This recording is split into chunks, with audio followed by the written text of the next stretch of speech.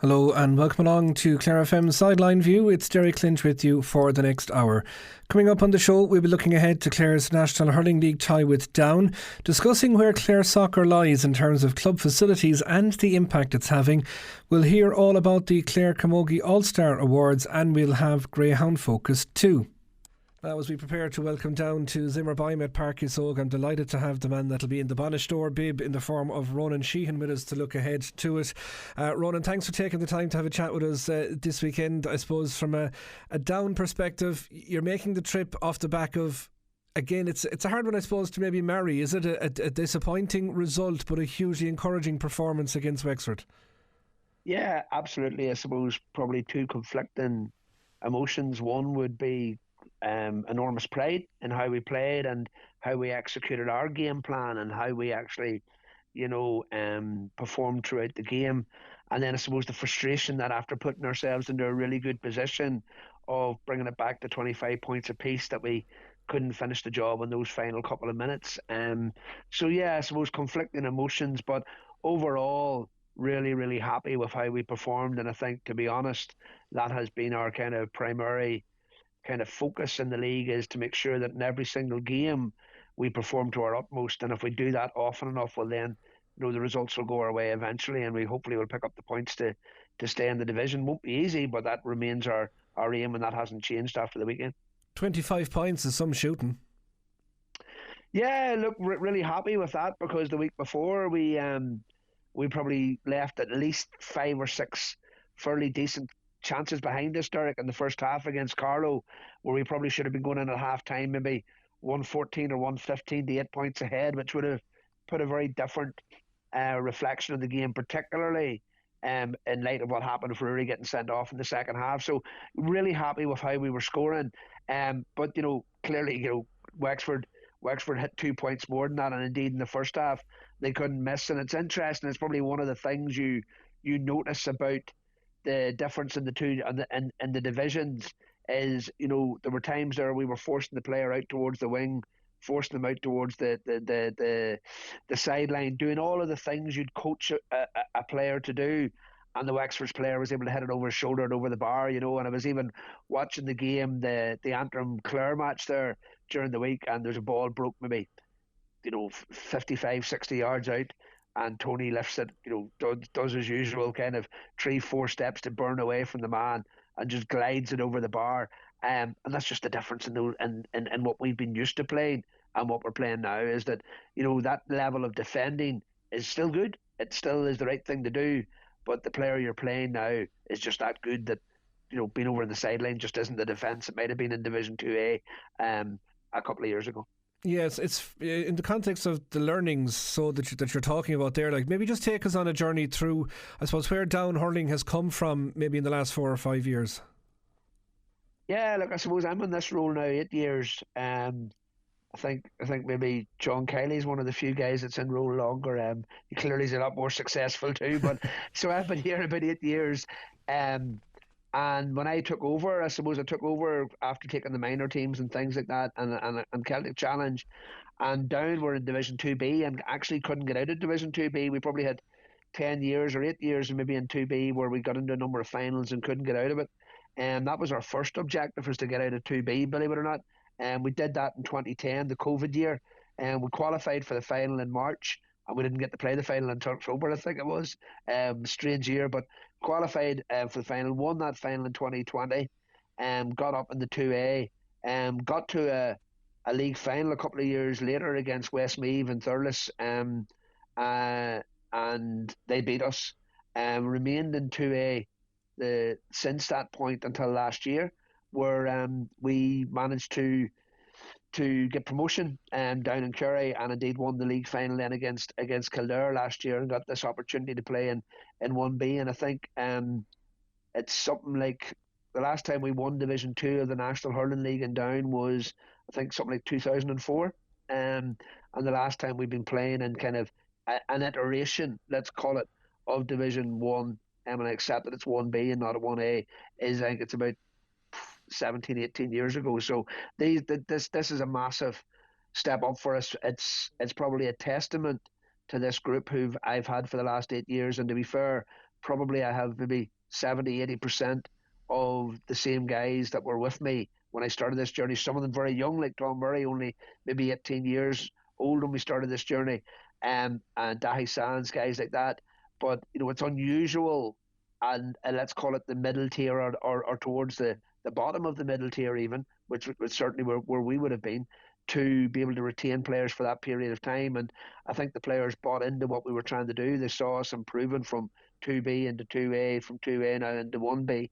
And this is our latest challenge. And look, it's a massive challenge, but fantastic challenge too. If you looked at the crowd of kids that were there last week for the Wexford match, and the buzz afterwards, okay, we were defeated, but the buzz with the kids all waiting to get their photographs with both the Wexford players, our own lads getting the Hurleys signed, that's fantastic. And for us to be going down to play, Clare, All Ireland champions 2 years ago, with such fantastic hurlers on the field, it's a great privilege for us.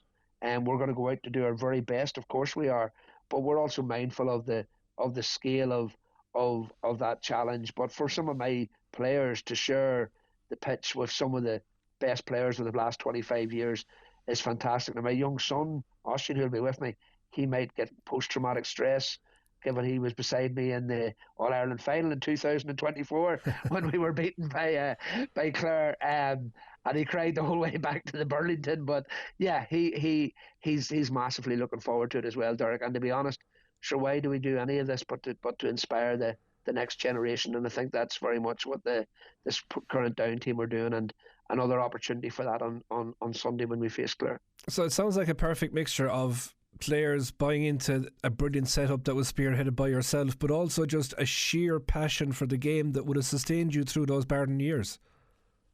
Okay, yeah, look, I suppose the passion for the game. Look, I think there's far too much made about managers and things like that. I think ultimately, this is players, and the players have done this, and you look at what Clare have achieved in the past 25 years, and yet sure, Joe Loughnane has done brilliant work, and then obviously Brian has come along, and others, Davy, etc. But ultimately, when you reflect on it, it's a special group of players they've had from Dalo the whole way up to kind of John Conlon and Tony Kelly. And for us, like we have probably got at our level once in generational hurlers like John McManus, Pearse Overcrickard, Owen Sands, Keelan Taggart, etc. So I would be reluctant to say too much of this is down to management as opposed to the players. The players have driven a lot of this.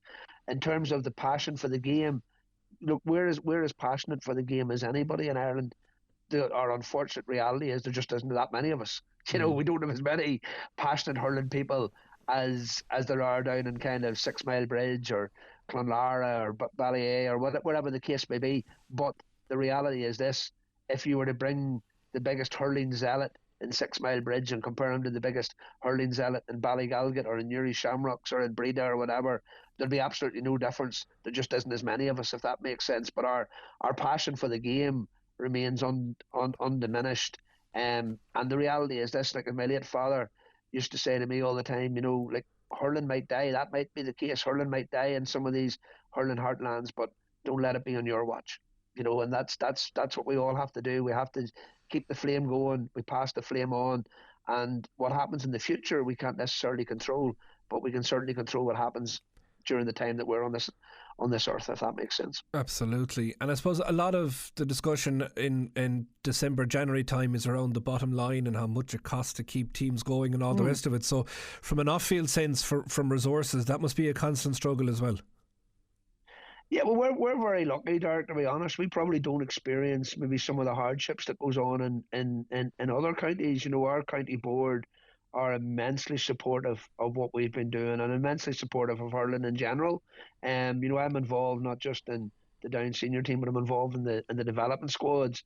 And even there, I do a thing there with my team, as in the county senior team. Every year we bring in every under 14 hurler, or we invite every under 14 hurler in the county to come for kind of 6 weeks to a Be Better programme. The county board support that, financially. They support it with kind of making sure that it doesn't clash with football, all of those things. So, we have an incredibly supportive county board. I understand that maybe at the tier below us and maybe in some other Ulster counties, they're not as fortunate and they're not as lucky. But I genuinely couldn't kind of say enough about the support we get from the county board and what they do for us. I do think there's a wider question, Derek, that the GA in general need to face into around how much we're spending on county teams in general and whether that's sustainable, particularly with integration, and indeed whether it's even the best use of resource at times, players, and I was on the GPA executive for 10, 12 years, players need looked after, absolutely. But let's be honest about it, players need a life as well, and we need to make sure that the balance is correct. And I think there's a balance somewhere there between looking after our players properly, looking after the game that we are the custodians of, and ensuring that part of that is that every county is financially sustainable and that we're not putting undue burden on any county. And I think that's a wider debate for the GA in general to have, because I think we'd all agree, inter-county spending is getting at a concerning level if we were to be honest with ourselves and honest as an association. And on a structural level then, like we've seen Willie Maher appointed recently as the new head of hurling and all the rest of it, from a centralised point of view, do you get much support from the GA in terms of, helping with structures and development squads and all that? Yeah, so I've actually had a couple of meetings with Willie, and I'm really enthused about what I think Willie can do for us, to be honest. So we have we have funding from Croke Park for a number of things. So obviously we have funding via Ulster GA in terms of Danny Toner, who used to be part of my panel, retired now this year, but Danny is one of our coaches in the schools. Fergal Rogers is a coach in the schools now for hurling that's directly funded under an application to Croke Park, and we actually have a GA participation officer in Newry, the town that I'm based in, the biggest town in the county, that's funded by Croke Park as well. We've been chatting to Croke Park and chatting to Willie about what additional support we need, and indeed I've been kind of chatting to people like Derek Kent and others and Ger Ryan about the need to ensure that the middle tier is not forgotten about. And what I mean by that, and Derek, is that there's a lot of focus around clearly the top tier and the brilliance at that level, because I would argue the top 8-10 teams are almost playing a different game to the rest of us. You've then got the bottom tier where there's almost a threat to the existence of the game, and they're getting funding and they're getting support for that and support for new clubs and all of that, which is great. But then you've got this middle tier, let's say the Leashes, the kind of the Currys, the Downs, the Carlows, etc., whereby we have got strong hurling heartlands. They're not that big, so they need support. We need to grow outside of that. We need to kind of look at what else we can do. And one thing that I think, and we've been talking to Croke Park about, is where's the support there for somebody in the secondary schools to be focused on creating combined down schools. So a combined down schools team, which we used to have until we won an Ulster title and then kicked us out, said we were too strong. But those kind of things, if you think about it, if you had down schools, a Carlow schools, a Laois schools, I know Offaly have got one now, properly structured from first year the whole way up to kind of, Hardy Cup level. Obviously we wouldn't be playing Hardy Cup in Ulster, but to that level, then you're bringing your best young hurlers to play at a good level all of the time, and that's what raises your standards. And that's the kind of thing that we're talking to Croke Park about. I know others are talking to Croke Park about.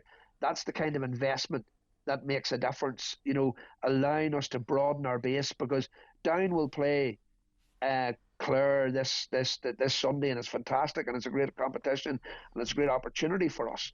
But the reality is this: we're never going to match Clare at senior level until we can match Clare at underage, and we're miles away from matching them at underage. So sometimes we're trying to fix the problem at the top, when actually we need to go further down and address it at underage level, minor level, under 20 level, make those teams competitive. Because to be honest, just because there's nobody breaking into the top 10 or getting closer to the Clares or the Corks or their Tips doesn't mean the game isn't improving. What metrics are we using to say the game's improving?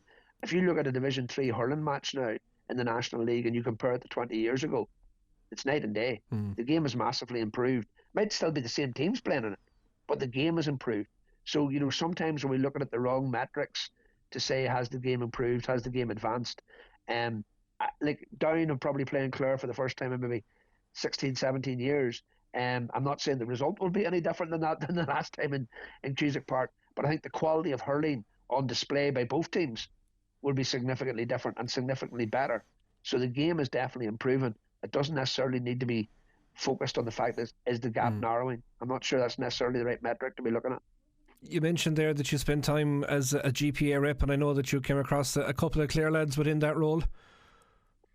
Yeah, I was very lucky. In 2013, I was the GPA rep for the All Stars tour to Shanghai. Yeah, so I was in the privileged position to accompany the likes of Davy Mack and Tony Kelly and John Conlon and Galvin, etc. We're all on that tour. A lot younger now than a lot longer then than they are now, so to speak. But yeah, that was a fantastic. Brendan Bugler was on that as well. Actually, he was probably one of the elder statesmen. Patrick Donlan. Fantastic trip, fantastic experience. But I suppose getting the opportunity to rub shoulders with those guys, get to know them a wee bit, get to know them as people.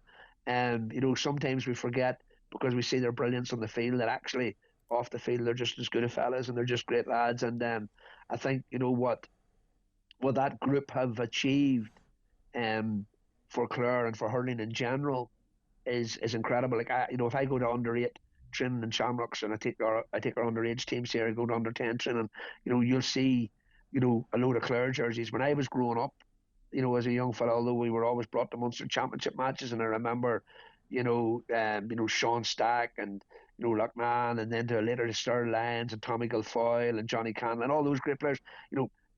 The kids that I'm with in Newry are living 200 miles away, and yet they're at training with a Clare jersey, with Kelly on the back of it or whatever the case may be. And that's the kind of brilliance that those guys have brought, not just to their own hurling fraternity in Clare, but right across the island. And I think that's a great kind of I suppose tribute to them and who they are both on and off the pitch. But from my perspective, it was just fantastic to be able to spend some time in their company, and I look forward to kind of meeting the guys again. I haven't seen a few of them in a few years, so yeah, it'll be good. And it's different circumstances, of course, but yeah, really good to meet up with some old acquaintances again. And you mentioned there a while ago about 2024 and beating us in the final. That reference is, of course, because you're a man with extremely strong Cork links, obviously. Actually, your social media picture, I think, is that your young fellow with Huggy. So definitely the Cork blood is strong. And of course, when you talk about the great fullbacks, we'll talk about Lohan, but you've got one of them with you as well. Yeah, Sully's there with us. Yeah, Damert. Yeah, so to be fair, Damert's been with me almost 8 years, bar when he actually went back to take the Cork coaching job with Kieran Kingston for a couple of years. But he was actually the first person I rang when I got asked to do the Down job, to just lean on his experience and his knowledge, and asked him to come in. But he's been a fantastic friend of mine, both personally and the Down and Newry Shamrocks hurling. We've had him here for kind of he's been up and down to Newry for about the past 20 years or so. So an absolute great man to have in the dressing room, a great man to have around their lads, coaching the kids, coaching the young, as I call them kids now, they're 23, 24-year-olds, but coaching the boys, what he can bring to that has been, and what he has brought to it is fantastic. And it's just, again, from a Down perspective, to have somebody of that caliber, that experience, and I suppose that notoriety around the dressing room is fantastic. You even see it there when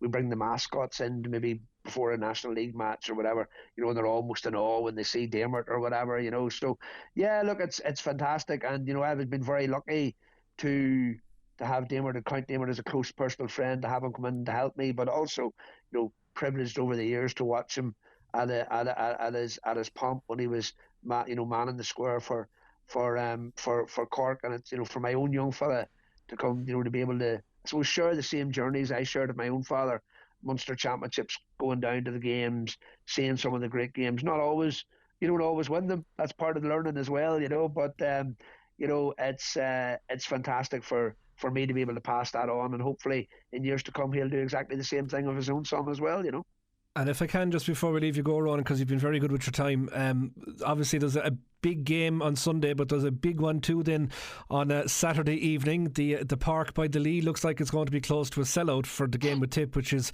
incredible for the first weekend in February. But what's your take on that? What are you looking forward to at that?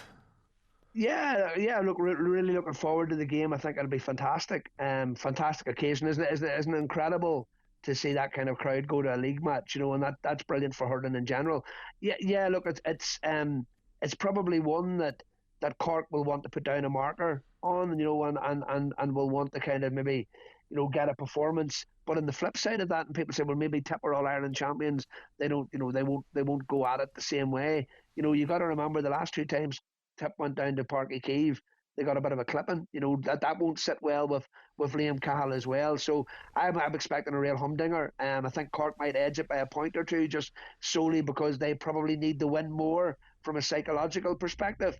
But I don't think that'll count for much when it comes to the championship. And it's funny, I was saying to Trevor Fletcher last night, we're coming back from training, and I was just saying, funny enough, and maybe I might upset some Leinster people here, in my view, 4 of the best 5 teams in Ireland are in Munster, at least. And that's just going to make for a fantastic kind of Munster championship this year, because one of those top teams is literally going to miss out. And indeed, that's probably doing a wee bit of disservice to Waterford, because I'm counting the other 4 as the top 4 at the moment. But I think we've got a fantastic summer of hurling to look forward to. But we've some important business to finish in the National League first, too. And of course, the immediate focus will be on Zimmerbeim at Páirc Uí Chaoimh on Sunday afternoon, where there is a half-1 start with commentary as ever here on Clare FM, thanks to Matt Waters, Clare Fruit and Veg, and Healy Spar and Off-Licence Turnpike Ennis. Ronan, thanks so much for joining us this evening, and we're wishing you all a very safe journey down indeed as well, and look forward to having a chat with you on the sideline in Páirc Uí Chaoimh. But for now, we'll be back shortly here on Sideline View. Now, as we turn our focus here on Sideline View to soccer this evening, it is for more of an in-depth discussion than we've had in recent weeks. Usually we're looking ahead to all these games, and we can do that as well. But delighted to have Adrian Walsh and Dennis Corry with us on the line, and in studio is our own Jim Madden. Lads, thanks for taking the time to have a chat with us. Jim, this I suppose not a discussion that started today or yesterday, but certainly one that's coming to a head, I suppose, in many respects. The lack of facilities in the county, maybe the challenges that are there because of it. What do you make of it all? It's a rather difficult issue, I suppose, in the fact that we have 30 clubs and only 9 of them really own their own ground, and the word is that only 6 have proper dressing rooms. But the big issue then is, of course, that no club has floodlights of match standard. Now, Tulla do have lights, but I don't think they would probably stand up to really an official FAI game or something like that. And of course then the problem is that we have no full-size AstroTurf for a game either. And that, I suppose, no more apt, Adrian Walsh, than at the moment. I suppose it's quite a challenge to find pitches anywhere. I know it's probably extreme stuff at the moment, but as somebody at the cold face of it, in terms of uncertainty around fixtures and stuff like that, how are you finding it? How are you, Derek? How are you, lads? I suppose, from my point of view, it's fairly difficult. You're geeing up lads there during the week, and you're training, and you're doing different bits and pieces to get them to a point where there's a game on a Sunday, and then the game's called off because the condition of pitches, So I suppose, look, we're 2026 now, and I would say, in terms of Clare football in general, that we're kind of behind the times in terms of AstroTurfs and floodlight pitches, and that's the way forward, really.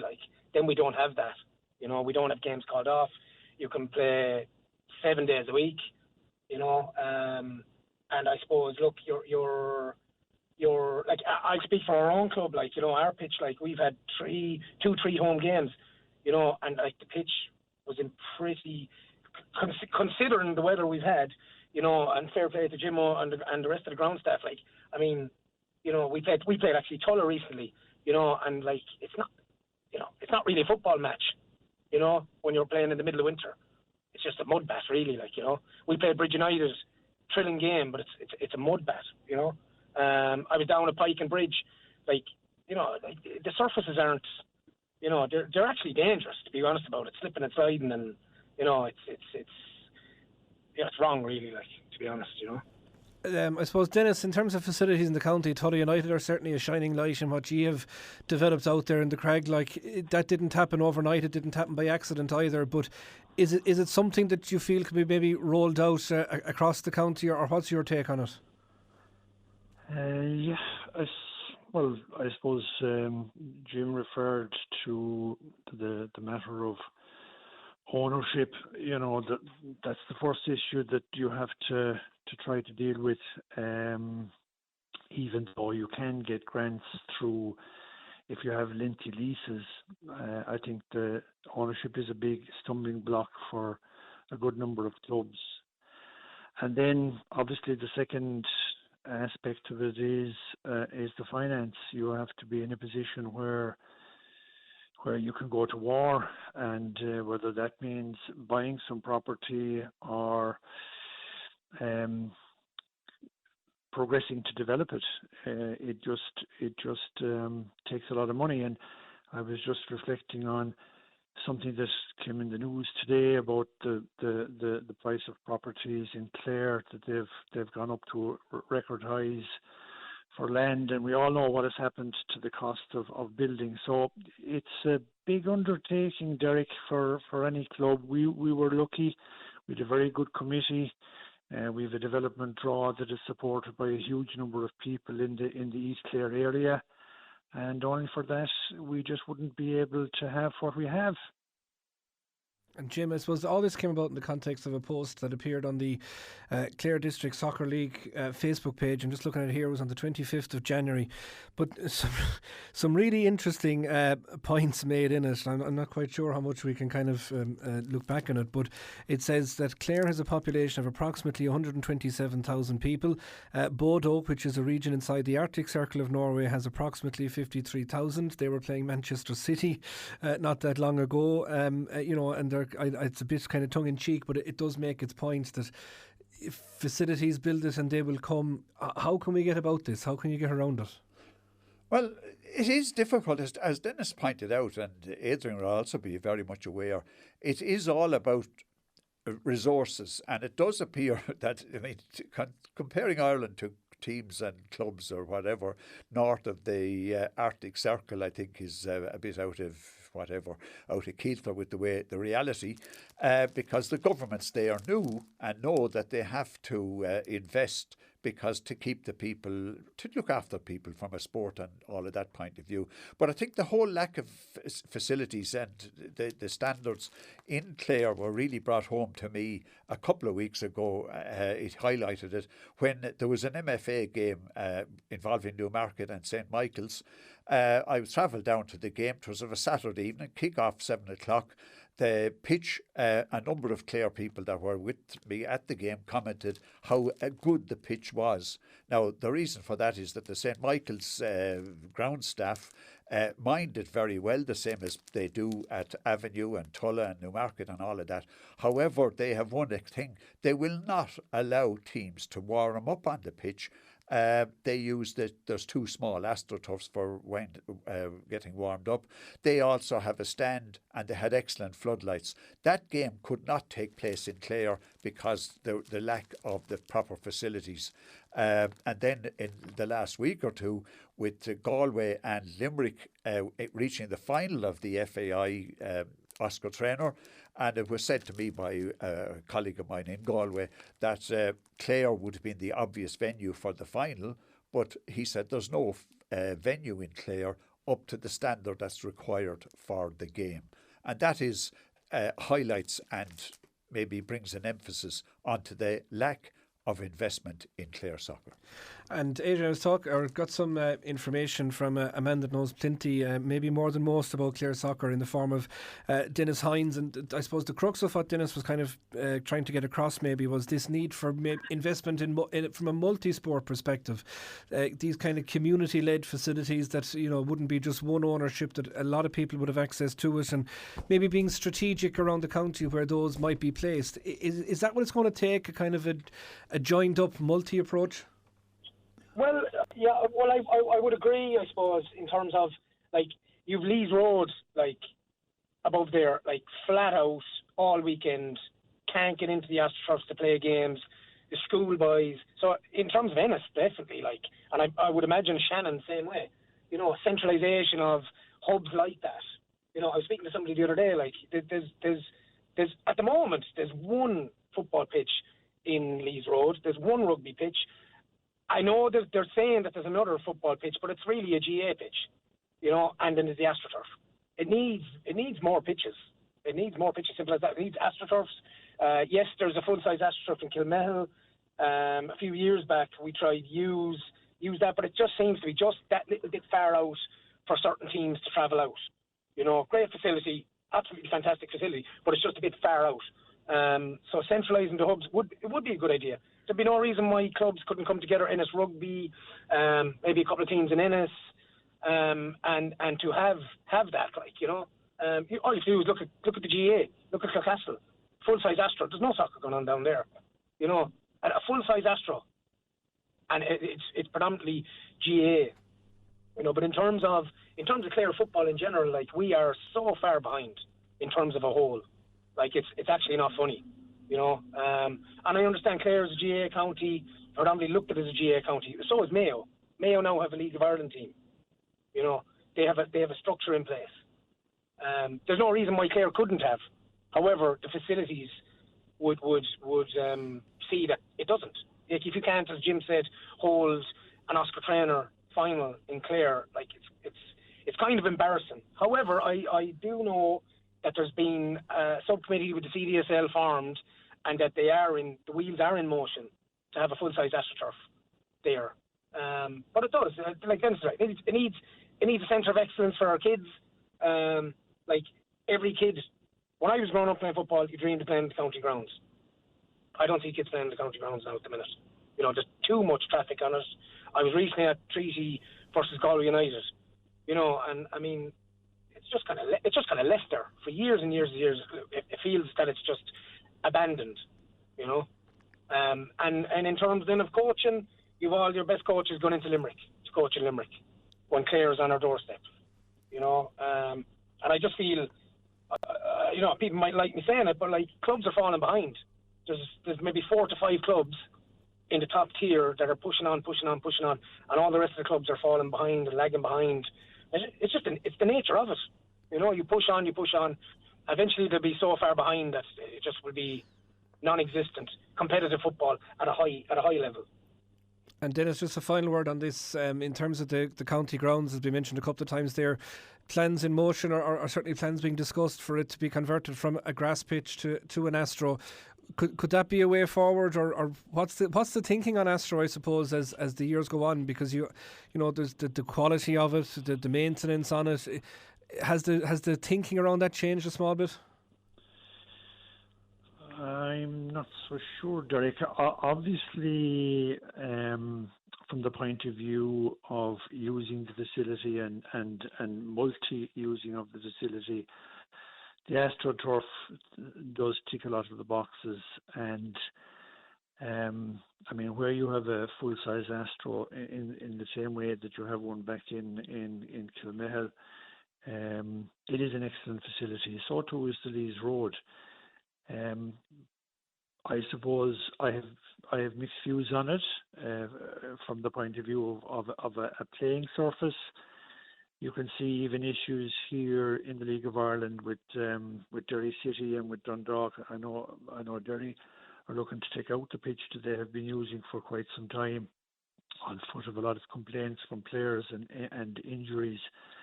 So there is a conflict there between having a surface that you want to use, and then as against that, a surface that you can use on multiple times. And I would say that the CDSL and another linking up with the CSSL, I would hope that the soccer community would back Donald McGee in their efforts to work on the county grounds and to develop the county grounds in the way that they're hoping to do. Just give you one statistic, Derek. When we opened our grounds in 2008, there were 54 teams playing in the CSSL. We're talking about ages of between 11 and 16. In 2025, that number has grown to 250. So there's been a massive increase in the number of children that are playing soccer, and Ennis and Clare is lucky that we have the Lees Road, because if you didn't have that, I don't know what a lot of the children would do to play their sport. So certainly getting the facilities up and moving, get a bit of support from the likes of Clare County Council. And in fairness to them, they have been good in the past. Looks to me like that multi-purpose, multifunctional venue into the future is probably the way to go. Yeah, well, I've no doubt this is something that we'll be coming back to after a while to see how things progress on it. But for now, to Adrian and Dennis, thanks so much for joining us there for that, lads. You're welcome, Derek. No problem. Thanks, guys. Jim is still with us here in the studio. Jim, before we let you go, we're going to knock another pound of flesh out of you, because that's the off-field stuff, I suppose. On-field this weekend, there's a couple of really big games, none more so than Newmarket's trip down to Waterford in the Munster Junior. A fairly tasty, I didn't want to put Adrian on the spot there asking about this Avenue A and B game. We'll let you discuss that one and a couple more as well. But firstly, that one for Newmarket. Yes, indeed. I fancy that Newmarket, the way they're playing at the minute, and the fact that they're unbeaten during the season, and they're proving to be, extremely resilient. I mean, they were under the cosh for bits, long periods enough of the game against St Michael's, and yet they held out. Remained scoreless until about 15-20 minutes from the end, when they scored, and then they held on to win that comfortably enough. Hibernian, this is a different kettle of fish, because Hibernian wouldn't be in the same bracket as St Michael's, and they were overshadowed in Waterford to a large extent by the success of Villa. And Villa finished last season a good bit ahead of Hibernian. And I think that Newmarket will win with a bit to spare down there. They have this experience, and they're a very well organised side, and I don't think Hibs are in the same bracket. Yeah, well, we wish them the best of luck, and of course Bridge United having a good run in that as well. Cup action, Jim? Well, in the Cup there's a lot of games then. As we said there, we started off with Tulla A. They're playing Avenue A are playing Avenue B. These games always take a life of their own, but the Avenue A team, and Adrian will be quite confident, will be able to weather any bit of a storm that the B team throw at them, and they should win that with a little bit to spare. Tulla United then, they're at home to Bridge United B. Again, I'd be the way Tulla are playing at the moment, they should be way too good for Bridge United B at the Crag. Bunratty then, they're at home to Bridge United A. Now, Bridge United A, the A team is really on a roll at the moment. That win over Pike last weekend, I think, will have done their confidence an incredible boost, because Pike over the years would have been one of the top teams in Limerick, and one of the teams that you'd always be looking to play against and get a result. Well, the Bridge did that very comprehensively last weekend, and I think Bunratty on Sunday, while the pitch is probably a bit tight, the Bridge should win there. Mount Shannon then are at home to Hermitage A. I think Hermitage are a good side, and I think they, even with home advantage, I think Mount Shannon will find it a little bit tough. Bridge United C then, they're at home to Tulla B. You'd fancy that the B team might have just a little bit there to win that. Corofin Harps are at home to Ennisdons. I think while Corofin are improved as the season is going on, Ennisdons are from the Premier Division, and I think they must have a little bit to spare there. Sporting Ennistimon are playing Fair Green. This is another where a lower division team like Sporting are playing a Premier side in Fair Green. Sporting are very hard to beat up there in Ennistimon, but I think if Fair Green are to consider themselves a Premier side, they have to try and get a result there. Then you have Shannontown B playing Cool. This could be a tight game. Cool are quite a decent side. They're playing well this season. And Shannontown B are no mugs either. So that'll be tight. But maybe Cool might see it. And then Shannon Olympic are playing Hermitage B. And Olympic, they've lost a couple of games recently, have been called off, which doesn't help a team. But I think they should be too good for Hermitage B. And then in the first division, Derek, we have 2 games. Ferron Celtic at home to Manus Celtic. We'll give the nod there to Ferron. Connolly Celtic are at home to Moher. Well, Moher should be too good for that, and they should win that. And then in the third division, there's 1 game. Bridge Celtic at home to Shannontown C. Well, Bridge Celtic with home advantage should be too good for Shannontown C. And there's 3 games in the Women's League. Tulla versus Corofin. I think Tulla at home should win that. Hermitage are at home to Ennistonsin and Ennis Derby. There won't be much, they'd be tough there, but Hermitage are a good side and they're an experienced women's team. They should win that. And Moher Celtic are at home to Bridge United. Now that could be a cracking game, but home advantage might be enough for Moher Celtic to see them through. Mighty stuff. Before we go, Jim, I suppose a lot of people in Clare soccer saddened this week or last week or so to hear the news of Lifford informing the league that they have to drop out of the Premier Division due to lack of players. There's a mixture of injuries and transfers and lads unavailable and stuff like that. The club do say it's only for this season. They're hoping to be back next year again, but certainly one, I suppose, that nobody wants to see happening. No, they don't. And I mean, it appears that this season was proving to be difficult even from the start. Now, maybe that's down to the fact that there's so many teams in Ennis. And there was a little bit of a problem with who was going to manage the team and all of that. But they have excellent pitches up there in Cassidy Park. They have dressing rooms. We cannot lose a team like that. Now, John O'Neill has put in a tremendous amount, and the O'Neill family, into keeping that club going. And maybe it's a symptom of what's happening at the moment, that it's very hard to get volunteers to help out at the various clubs. And that's happening across all sport at the moment, unfortunately. A lot of people just do not want to manage teams. But hopefully they will come back next season and start maybe in a lower division or something like that, because Lifford have been a part of Clare soccer for as long as I can remember. Yeah, well, hopefully, as we say, they come back next season as strong as ever. Jim, thanks for that, and indeed thanks to Adrian and Dennis. And if you have any thoughts on what we were discussing, do get in touch with us here on Clare FM. We are back shortly. Now we turn our attentions to Camogie, and while the on-field action will come in the next couple of weeks, indeed there's plenty off-field action at the moment, and none more so than the Clare Camogie Club Stars Awards, which takes place this weekend at the Hotel Woodstock. Delighted to have Clare Camogie PRO Breed McNamara with us to have a little look ahead to the event and a chat about some of those being honoured. But Breed, firstly, if we can, maybe just to get a background to these awards, when they first started, I suppose, and the impact they've had. Oh yeah, God, these are going now a good few years, and they were the brainchild of Orla Considine and Mary Louise Kaiser.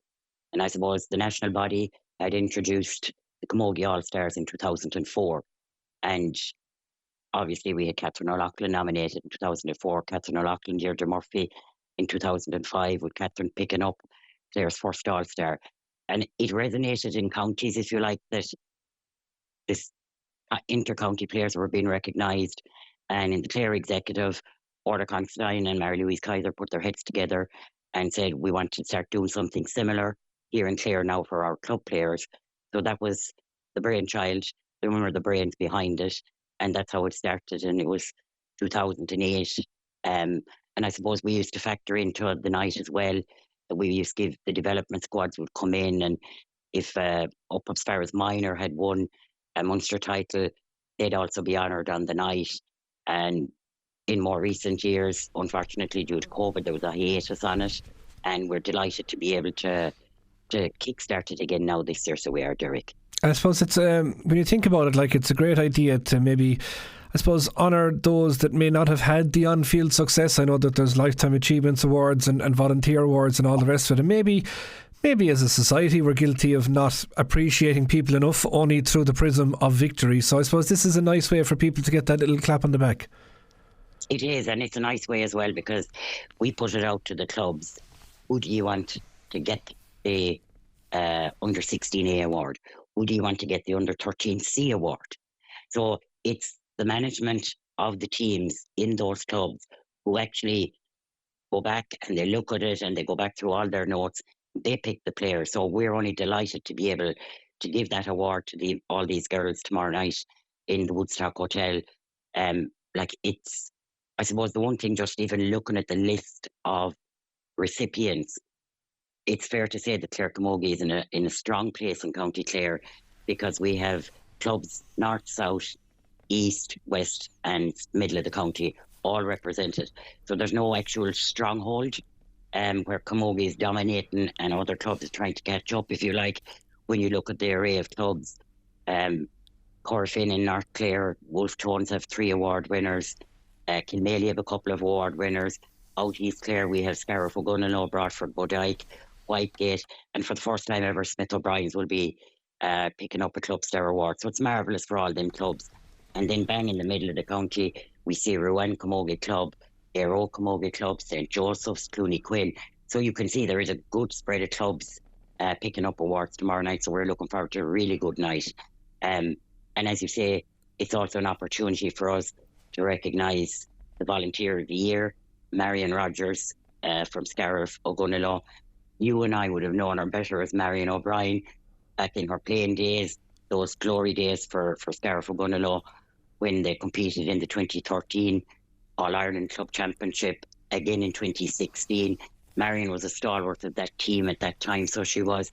And to see now how she's putting all her energies and her focus into training the under-6s and the under-8s and being the development officer in Scariff Ogonnelloe Camogie Club, giving her knowledge to the young players out there. Volunteers are the what we survive on. We can't exist without volunteers. So it's marvellous to see a player who received so many accolades in her playing days, putting so much back into her club and being recognised both by ourselves in Clare and nationally for her efforts. And of course, the other very special award on the night will be the Lifetime Achievement Award. Give us the rundown of who's getting that, I suppose, and just how deserving she is. So the Lifetime Achievement Award would have been very, very predominant in Clare Camogie. Before your time, Derek, in Clare FM, your predecessors would have known her definitely. It's Maura Sheedy, and she would originally have been the Ogonnelloe Club, now known as the Scariff Ogonnelloe Club.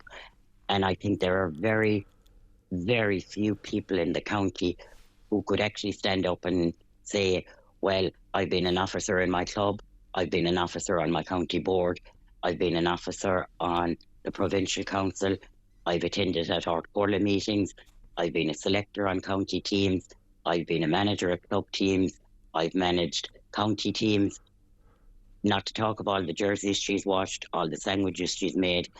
Maura would know where every pitch in Munster would be. So she's also, after all her years of service, as officers in all those roles and all the work she put in, secretary, PRO, treasurer, chairperson, delegate to Munster, just alone on the Clare Camogie executive from, I think, about the mid-70s onwards until I think Maura stepped aside from official duties like that at about 2008.